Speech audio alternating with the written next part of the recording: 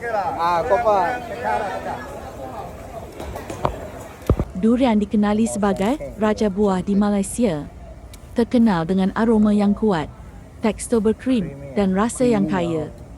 Antara varieti popular ialah Musang King Mo Shan Wang, D24 Blackthorn, dan Udang Merah. Malaysia merupakan salah satu pengeluar durian utama, dengan Pahang, Johor dan Pulau Pinang sebagai kawasan penanaman utama.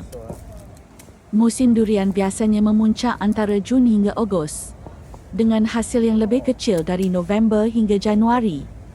Durian Malaysia terkenal kerana kualitinya yang matang.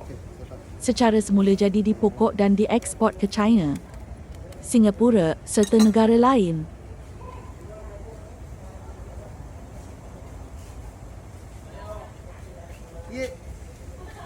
椰子我没有了，我剩甘蔗汁可以吗？甘蔗汁，好，你们喝白水。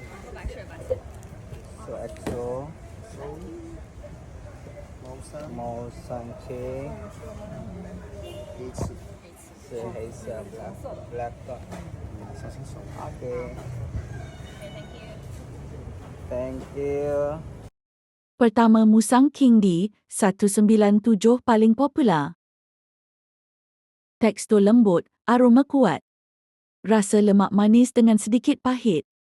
2. Blackthorn D200. Durian premium dengan isi oren pekat. Rasa kaya dan sedikit pahit. 3. Udang Merah D175 manis, melekit, berkrim dengan warna oren kemerahan. 4. Durian Go rasa sedikit beralkohol. Tekstur lembut dan berair, sedikit pahit. 5. D24 rasa seimbang, tekstur halus. Alternatif lebih mampu milik kepada Musang King. 6. Tekadi 160 rasa kompleks, berkrim dan sedikit pahit, agak sukar didapati. Nak cadangan tempat terbaik untuk beli durian di Malaysia?